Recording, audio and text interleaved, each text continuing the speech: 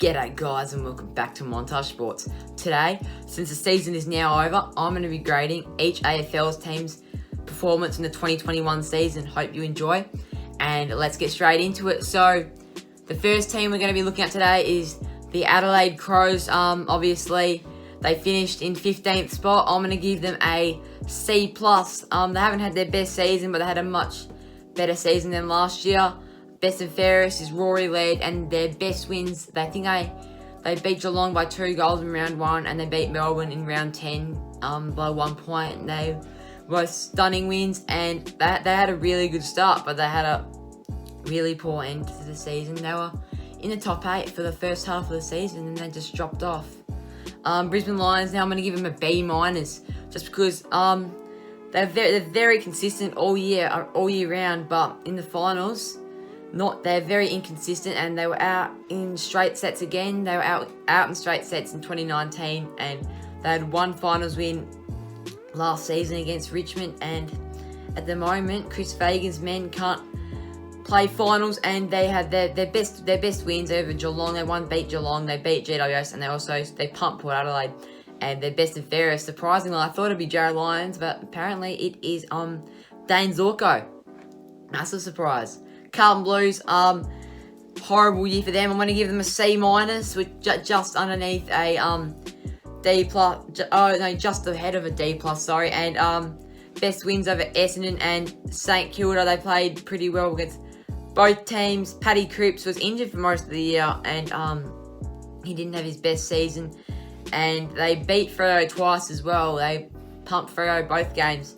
Best and fairest, they haven't announced the John Nichols medal yet, but it is expected to be not Patrick Cripps, Sam Walsh. I think he came third in the Brownlow medal. He's 21 years of age, and I think that he can win a Brownlow medal in the near future. Way too inconsistent, and that is why Carlton sacked coach David Teague after 2 seasons. They keep on sacking their coaches after 2 seasons. They've had seven or something coaches in the last in the 21st century. So yeah, I don't know what's going on there. And Eddie Betts has retired, so has Mark Murphy, and they have said goodbye to a lot of experience. Even Levi Casbolt got delisted. So there's a lot of things going on wrong at the Blues at the moment. Now Collingwood Magpies, I'm going to give them a D+. They finished 8th last year, but they made semi-finals. They beat West Coast at Optus Stadium last year, and now this year they have just flopped, finishing second last, all-time low for the club. And honestly, I don't know what they were thinking last season when they got rid of Adam Treloar and Jaden Stevenson. And Adam Treloar and Jaden Stevenson both had breakout years for Western Bulldogs and North Melbourne respectively. And if I was Collingwood right now, I'd just be shaking my head, saying, what was I thinking? Because it's such a stupid decision, and might have cost them a couple of years in the because I think they gave away, they didn't even get draft picks back, so just cost them a bit of experience. And even Jaden Stevenson had a lot of experience, won a Rising Star at the Pies, and don't know what they were thinking. It's just a massive shock. And Nathan Buckley as well, he got sacked, or he stepped down, but I think he got sacked behind closed doors. And Robert Harvey and Craig McRae Craig McRae senior coach. Robert Harvey was the coach for the rest of the 2021 season. Essendon Bombers, I'm going to give them an A-. Best wins against Collingwood and West Coast, and they had an unbelievable season. Best and fairest was Zach Merritt, and that was a massive surprise. Darcy Parish finished 5th in the Brownlow, and he had an unbelievable season. He won Best on Ground in the Dreamtime, Best on Ground on Anzac Day, and just a couple of awards to name a few. Yes, Parrott and Merritt, they're just such superstars, and they're great players. Ben Wright, the new coach, he looks like a good coach, and they massive improvement this year. Most people tip the Bombers in their right at the start of the season to finish bottom 3, bottom 4, but they ended up coming 8th, and they didn't do much in finals. The finals drought continues. I think it's 6,250 days or something like that. It's going to have to wait another 365 at least. And that's another year for Essendon fans just to worry about. Kind of feel sorry for them. They haven't won a final since 2004. Fremantle Dockers, I'm going to give them a B+, and best wins over Sydney, Richmond and West Coast. And they won their first derby in 11 derbies, but 6 seasons, so that is a massive thing for the Fremantle Dockers. Best and fairest expected, David Mundy, 36 years old. He polled 20 votes in the Brownlow, which is the most by a 36-year-old. Unbelievable form, unbelievable feat from David Mundy. They finished 11th this year. Massive improvement. I think I finished like 14th last year, but they were inconsistent last year, but they had some really good wins. Caleb Sarong's an absolute beast. Andrew Brayshaw, just unbelievable player. He's going to become a legend along with Sarong. Adam Chera, unbelievable player as well. He can do anything, but he's going to be traded out at the end of the year to either Carlton or Melbourne. So that is sad for the Fremantle Dockers, and I think that they will play finals next year, the Fremantle Dockers. I reckon that they'll manage to get a couple more wins on the board, and they'll finally make the finals for the first time since 2015, when they ended up finishing first, won a premiership, and then they lost the preliminary final. Geelong Cats, I'm going to give them a B+. They're so consistent every single year, and they're bred for success. They're so consistent, but their list is so old. They're so talented, but they're so old. So in a couple of years' time, I think that they're going to drop slowly down the ladder. They had really good wins against Port Adelaide, the Western Bulldogs and the Brisbane Lions, and they ended up getting pumped by the Demons in the preliminary final. The best and fairest expected to be Cameron Guthrie, who polled more votes than any other Geelong player. Now onto the Gold Coast Suns, and I'm going to give them a C+. Best wins over Sydney, GWS and Richmond, and they are massive wins. I remember watching that Gold Coast versus Richmond game, and I couldn't believe my eyes when I saw Gold Coast actually beating Richmond, and that's when I thought that Richmond aren't going to play finals this year. And that was a massive surprise. Big win for the Gold Coast Suns. Best and fairest, Touk Miller, no surprise there. Unbelievable player. And they finished 16th. They got a young, talented list, but most of their players aren't showing it. Like, I think a lot of their players, like Jack Lukosius, Isaac Rankin, Will Powell came second. He was an unbelievable player. He's unbelievable form this year. And like other players, like other young players, and they're not showing what they're made of. Will they rise next year? I don't know. I reckon they should, but maybe a couple of years' time, you never know with the Gold Coast Suns, so unpredictable. Greater Western Sydney, B+. Best wins over Melbourne, Geelong, and the Sydney Swans. They lost their first 3 games, and then they came back and they had massive wins over those 3 teams and other teams as well. I think they beat West Coast at spotless as well. Best and fairest is expected to be Jacob Hopper. He had a breakout season this year and was unstoppable. And they overcame the challenge. As I said before, they lost their first three games, and massive improvement from the Giants, and they were back in September, so that was really good for them. Now onto the Hawthorn Hawks, and I'm going to give them a C-. They had really good wins over Western Bulldogs, GWS, and the Brisbane Lions, and they had a horrible start to the season, but they overcame it, and now I think they finished 14th or something. I think they finished 14th, but they didn't have the best season. They had a couple of really good wins. Best and fairest Tom Mitchell, and an end of an era for the Hawthorn Football Club. They said goodbye to Clarko at the end of round 23, and they also said goodbye to Sean Burgoyne, 2 great soldiers of the club. Clarkson was the coach for like 17 seasons, and Burgoyne has played 407 games. Now onto the Melbourne Demons, and massive wins over the Lions, the Cats, and the Western Bulldogs.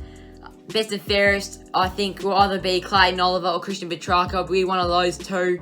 And they're premiers. First time they have been premiers for 57 years. Massive feat for the club, massive thing, and they should be really proud of it. First flag since 1964, and that is why I'm going to give them an A+. which is a pretty easy decision. North Melbourne, I'm going to give a D+. Best wins over West Coast and Carlton, and their best and fairest, their expected best and fairest is going to be Ben Cunnington, who polled most votes out of any player on the list in the Brownlow. They finished 18th on Wooden Spooners, and not really much to talk about at Arden Street, to be honest. They finished 18th. I'm not going to give them the D- though, because they had a couple of really good wins. They beat Eagles, Carlton, Gold Coast, and they also beat Hawthorn, and it was David Noble's first year of coach. So, I mean, if they keep on performing like they did last year, maybe it's a D- for 2022. You never know.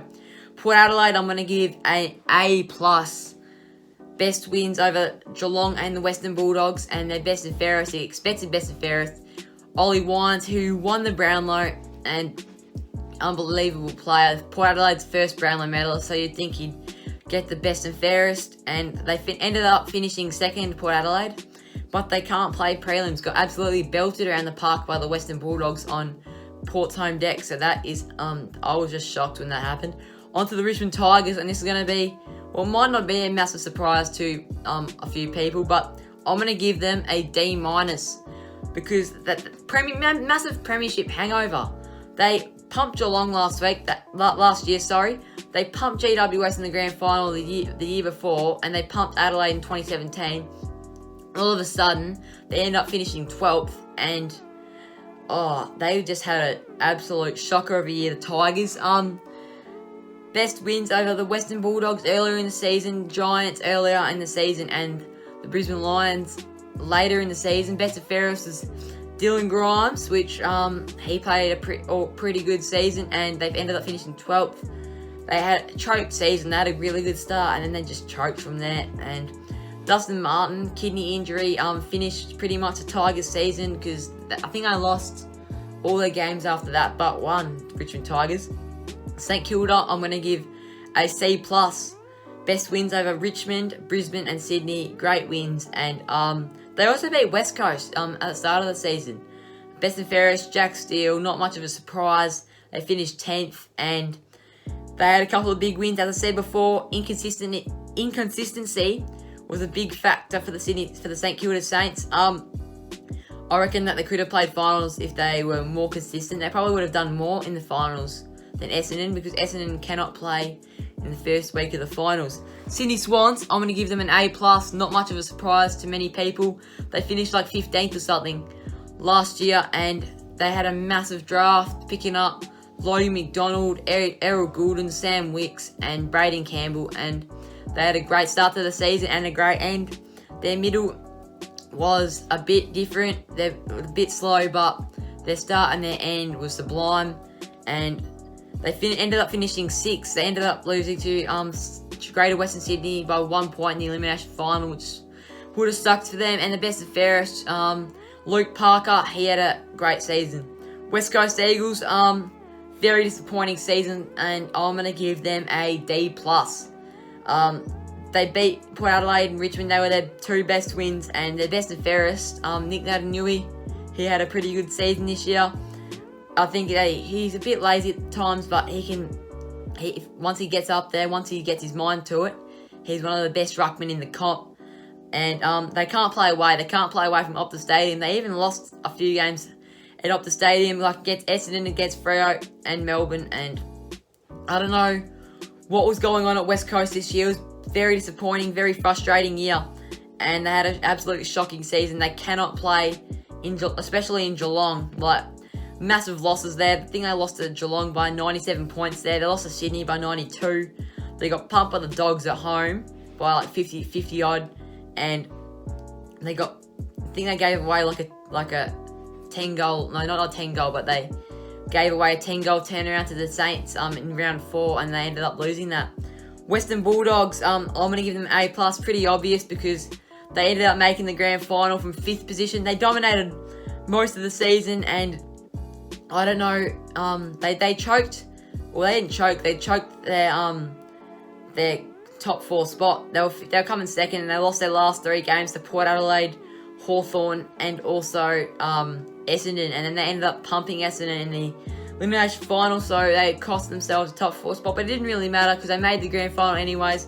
But then they got pumped in the grand final by Melbourne, and best wins over Port Adelaide, Brisbane, and Melbourne Demons in round 20. Best and fairest, pretty obvious, not a surprise at all. Marcus Bontempelli, absolute superstar of the competition, and he dominated this year. Came second in the Brownlow medalist. So yeah, hope you enjoyed. Comment down below if you agreed or disagreed with my grades for each AFL team. Hope you enjoyed, and see you in the next one.